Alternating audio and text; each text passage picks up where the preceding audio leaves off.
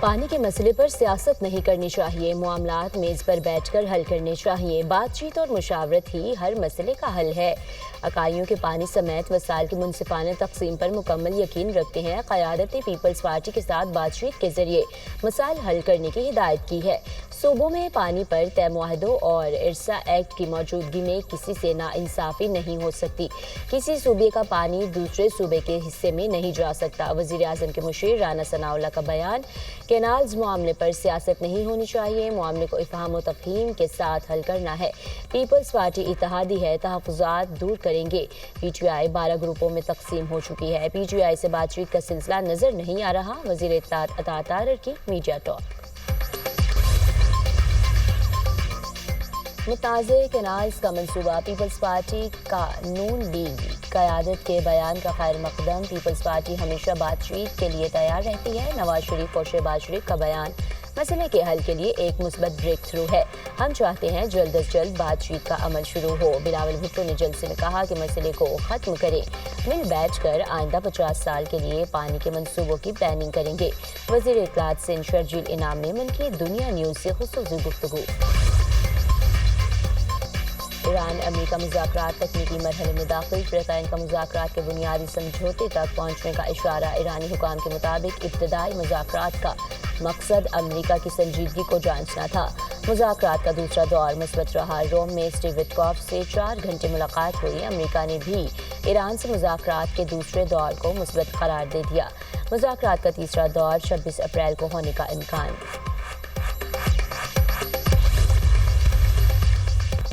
امریکی supreme court کا فیصلہ، ٹرمپ انتظامیہ کو بڑا جھٹکا۔ عدالت نے وینزویلا کے تارکین وطن کو جبری بے دخل کرنے سے روک دیا۔ وینزویلا کے تارکین وطن کے دائر مداخلت کی استدعا پر حکم جاری کیا گیا۔ عدالتی جائزے کے مطابق بغیر جبری بے دخلی کا سامنا ہے۔ وینزویلا کے تارکین وطن کی درخواست، یہ تارکین وطن گینگ کے ارکان ہیں۔ ٹرمپ انتظامیہ کا دعویٰ، کہا عدالتی فیصلے کے خلاف آخری کامیابی وائٹ ہاؤس کی ہی ہوگی۔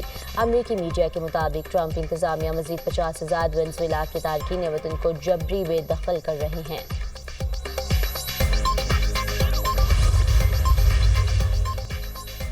پاکستان اور افغانستان کا مشترکہ امن و ترقی کا عہد۔ افغانستان کسی کو غلط سرگرمی کے لیے اپنی زمین استعمال نہیں کرنے دے گا۔ خطے کی ترقی، بہتری اور امن و امان کے لیے ہمیں مل کر کام کرنا ہوگا۔ افغان عبوری وزیر خارجہ سے مہاجرین سے متعلق 4 اصولی فیصلے ہوئے۔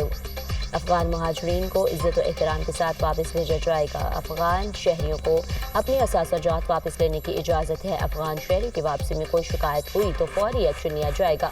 ترکھم بارڈر پر آئی ٹی سسٹم کو جلد فعال کیا جائے گا۔ نائب وزیر اعظم کی نیوز کانفرنس۔ اسحاق ڈار کی افغان عبوری وزیر اعظم اور افغان وزیر خارجہ سے ملاقاتیں، دونوں ممالک مسائل کے حل کے لیے بات چیت جاری رکھنے پر اتفاق۔ وزیر خارجہ اسحاق ڈار دورہ افغانستان کے بعد وطن واپس پہنچ گئے۔ وزیر اعظم شہباز شریف کے ساتھ ملکوں کو معدنیات کے شعبوں میں سرمایہ کاری کی دعوت۔ غیر ملکی سرمایہ کاروں کو کاروبار دوست ماحول اور تمام سہولتیں فراہم کریں گے۔ کانکنی اور معدنیات کے شعبوں میں مشترکہ منصوبے شروع کرنے کا بہترین موقع ہے۔ ہمیں جدت، تحقیق اور ترقی کی طرف جانا ہے۔ وزیر اعظم کا ہیلتھ انجینئرنگ اینڈ منرلز شو کی تقریب سے خطاب۔ پاکستان کو اللہ تعالیٰ نے زرخیز زمین، قابل زرعی ماہرین، محنتی کسانوں سے نوازا ہے۔ زرعی شعبہ میں آگے بڑھنے کے لیے متعلقہ فریقین کی آراء اور تجاویز کا جائزہ لے کر مربوط حکمت عملی کے ذریعے ان سے استفادہ کیا جائے گا۔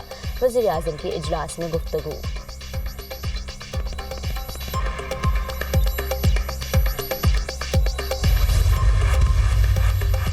اسرائیل کی غزہ میں بربریت کی انتہا سے ہونی فورسز کے حملوں میں 100 فلسطینی شہید، درجنوں زخمی۔ جنگ میں شہداء کی مجموع تعداد 51,200 تک پہنچ گئی۔ حماس کی عسکری ونگ القاسم بریگیڈ کی اسرائیلی فوج پر حملوں میں تیزی۔ غزہ شہر کے الطفاح محلے میں گھسنے والے فوجیوں پر حملہ، متعدد اسرائیلی فوجی ہلاک اور زخمی کرنے کا دعویٰ۔ اسرائیل کی 1 فوجی کی ہلاکت اور 4 کے زخمی ہونے کی تصدیق۔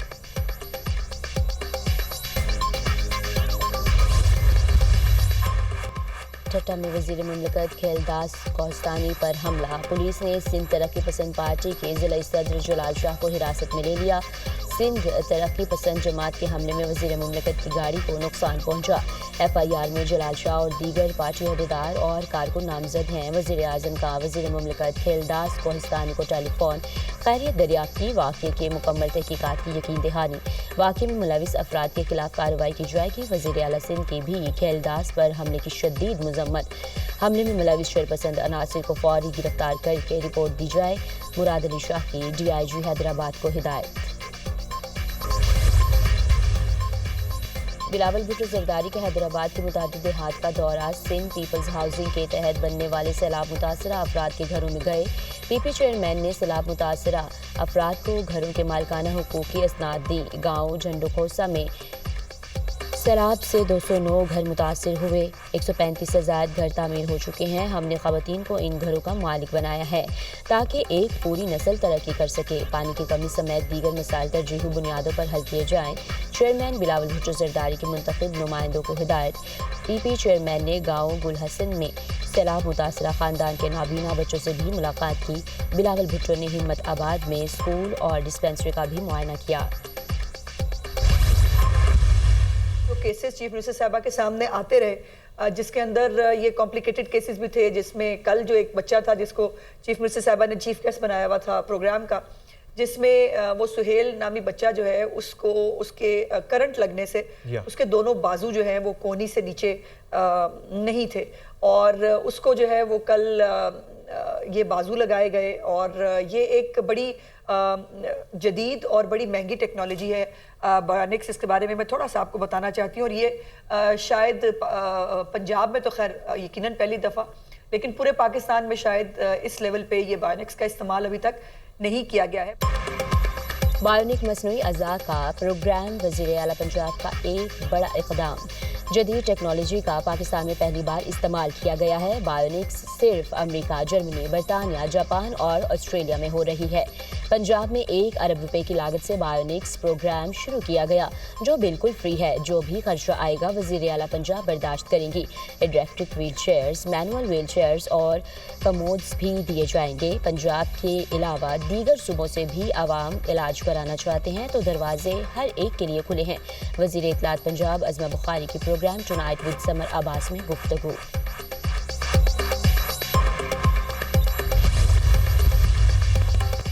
وزیر خزانہ Muhammad Aurangzeb World Bank group IMF کے اجلاس میں شرکت کے لیے امریکہ روانہ۔ اجلاس 21 سے 26 اپریل تک جاری رہیں گے۔ وزیر خزانہ محمد اورنگزیب عالمی بینک اور IMF کے اعلیٰ حکام سے ملاقاتیں کریں گے۔ وزیر خزانہ کی چین، برطانیہ، سعودی عرب اور ترکی کے وزرائے خزانہ اور ہم منصب قائدین سے ملاقاتیں شیڈول۔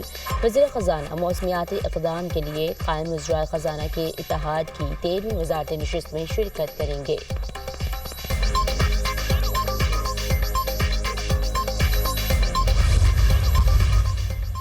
پولیس پر پتھراؤ اور کار سے کار میں مداخلت کا مقدمہ۔ عدالت نے عالیہ حمزہ کو جوڈیشل ریمانڈ پر جیل بھیج دیا۔ سول جج ممتاز ہنجرا نے محفوظ فیصلہ سنا دیا۔ 2 ملزمان شمیم آفتاب اور ڈرائیور محمد احد کو مقدمہ سے بری کرنے کا حکم۔ دونوں ملزمان کو 25,000 روپے مالیت کے الگ الگ ضمانتی مچلکے داخل کرانے کی ہدایت۔ عالیہ حمزہ کی درخواست ضمانت پر عدالت نے 22 اپریل کو سماعت مقرر کر دی۔ تفتیشی افسر سے 3 مئی کو مقدمہ کا چالان طلب کیا گیا۔ عالیہ حمزہ سخت سیکیورٹی میں جہلم جیل منتقل۔ میڈیا سے گفتگو میں عالیہ حمزہ نے کہا، نئی FIR نیا میڈل ہے۔ پولیس پر کسی نے پتھراؤ نہیں کیا۔ کارکنوں کو بچانے کے لیے ہر حد تک جاؤں گی۔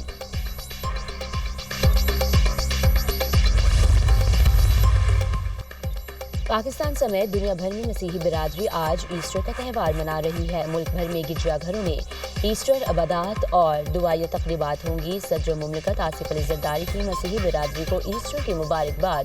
کہتے ہیں مسیحی برادری پاکستان کا قیمتی اثاثہ ہے۔ آئین پاکستان تمام اقلیتوں کے حقوق کی ضمانت دیتا ہے۔ ملک کی ترقی اور خوشحالی کے لیے اقلیتوں سمیت پوری قوم کو مل کر کام کرنا ہوگا۔ وزیر اعظم کی ایسٹر کے موقع پر مسیحی برادری کو مبارکباد۔ مسیحی برادری کی محنت، دیانت اور خدمات ہمارے لیے قابل فخر سرمایہ ہیں۔ یہ موقع ہمیں اثار، درگزر اور امن جیسی آفائی اقتدار پر عمل پیرا ہونے کی ترغیب دیتا ہے۔ وزیر اعظم شہباز شریف روسی صدر پیوٹن کا ایسٹر تہوار پر عارضی جنگ بندی کا اعلان۔ روس یوکرین پر 21 اپریل کی رات 12 بجے تک حملے نہیں کرے گا۔ عارضی جنگ بندی انسانی بنیادوں پر کی تاکہ لوگ ایسٹر کی خوشیاں منا سکیں۔ روس نے کبھی مذاکرات سے انکار نہیں کیا، ہمیشہ مثبت جواب دیا۔ یوکرین تنازع کے خاتمے کے لیے امریکہ اور چین کی خواہشات کا احترام کرتے ہیں۔ یوکرین نے معاہدے کی 100 بار خلاف ورزی کی۔ روسی صدر پیوٹن: روسی حملے اب بھی جاری ہیں، شہروں میں سائرن بج رہے ہیں۔ یوکرینی صدر زیلنسکی کا روس کی جانب سے جنگ بندی کے اعلان پر رد عمل۔